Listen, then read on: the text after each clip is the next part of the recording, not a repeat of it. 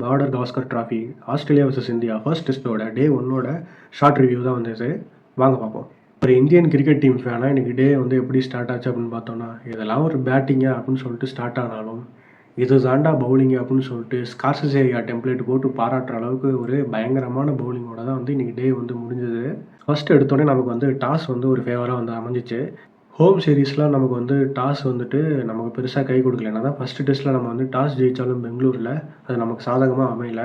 Second டெஸ்ட்லேயும் third டெஸ்ட்லேயும் New Zealand toss ஜெயிச்சு அப்படியே வந்து மேட்ச் வந்து ஜெயிச்சிட்டாங்க. அது அவங்களுக்கு ஒரு அட்வான்டேஜாகவும் இருந்துச்சு டாஸ் ஜெயிச்சது. இங்கே டாஸ் ஜெயிச்சு பேட்டிங் ஆடினோம், ஆனால் நல்லா ஆடல. 47 for 4 இருந்துச்சு. அதுக்கப்புறமா வந்து நிதிஷ்குமார் ரெட்டி ஓரளவுக்கு நல்லா ஆடினார்.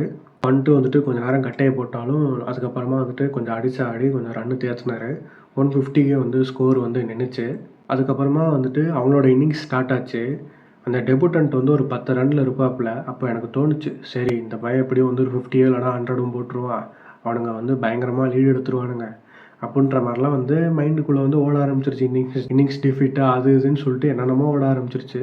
அப்புறம் தான் வந்தார் ஜஸ்பிரீத் பும்ரா யூ பியூட்டி. இந்த வார்த்தையை வந்து இன்றைக்கி ஒரு 50 வாட்டி சொல்லியிருப்பேன். அந்த மாதிரி ஒரு பவுலிங் போட்டார் இன்றைக்கி. ஜஸ்பிரீத் பும்ரா ஒரு 4 விக்கெட்டு, டிஎஸ்பி சிராஜ் அவர் ஒரு 2 விக்கெட்டு. அதுக்கப்புறமா பார்த்தீங்கன்னா ஹர்ஷித் ராணா 1 விக்கெட் எடுத்தாலும் அதை நான் டிராவிஸ் ஹெட் விக்கெட்டாக தான் எடுப்பேன், அதுவும் நான் போல்டாக தான் எடுப்பேன்னு சொல்லிட்டு பயங்கரமான லென்த்தை போட்டு போல்டு எடுத்தார் டிராவிஸ் ஹெட்டை. லவுஷன் கேட்சை விட்டப்போ வந்துட்டு அவர் 50 பால் ஆடினதுக்கப்புறமா தோணுச்சு, எங்கே இவரும் வந்துட்டு நிறையா ரன் அடித்து நமக்கு வந்து பிரச்சனை கொடுத்துருவாருன்னு தோணுச்சு. அப்புறம் தான் வந்து முகமது சிராஜ் வந்துட்டு அவரை அரெஸ்ட் பண்ணி வெளியே அனுப்பிட்டார்.